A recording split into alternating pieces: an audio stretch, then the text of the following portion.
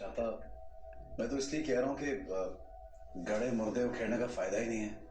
वो भी move on कर गई होगी, सेटल हो गई होगी। What's the point? मिलके दोबारा से बात करने का क्या फायदा? खामखा तकलीफ पहुंचेगी। और जहां तक रजा की बात है, वो तो नताशा के साथ बहुत खुश है। उसको तो याद भी नहीं उसने क्या किया। वो भी मूव ऑन कर चुका है, तो फिर ऐना से मिलना क्यों जरूरी है?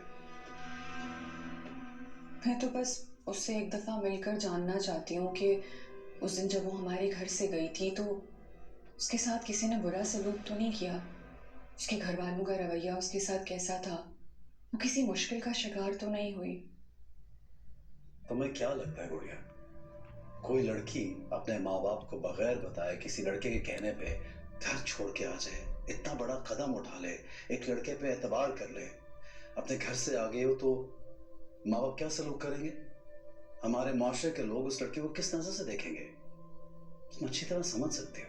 मगर हमदान, रजा का कहना तो यही है कि वो खुद उससे मिलने के लिए आई थी, रजा ने उसको नहीं बुलाया। झूठ बोलता है रजा। उसी ने उस लड़की को अपने पीछे लगाया था, मैं गवाह हूं इस चीज का। और अगर तुम्हें रजा की बात का यकीन करना है तो फिर ऐना से मिलने की ख्वाहिश क्यों है तुम्हें? पता नहीं क्यों हमदान, मुझे वो लड़की भूलती ही नहीं है। ऐसे लगता है जैसे बहुत गहरा रिश्ता है उससे। वो रिश्ता क्या है ये समझ में नहीं आता। गुड़िया, तुम सिर्फ ओवर थिंकिंग कर रही हो, टू बी ऑनेस्ट। और तुम्हें एक सजेशन दूं, तुम उसको जहन से निकाल दो। इनफैक्ट अगर तुम्हें कहीं दिखाई देती है तो बेहतर यही होगा तुम उसको इग्नोर कर दो। बस छोड़ो इन बातों को। ठीक है, तो हम अब इस बारे में बात नहीं करेंगे। मैं तो यहाँ पर आपसे मिलने के लिए आई थी, तो उसको देखा तो उसकी बात शुरू हो गई।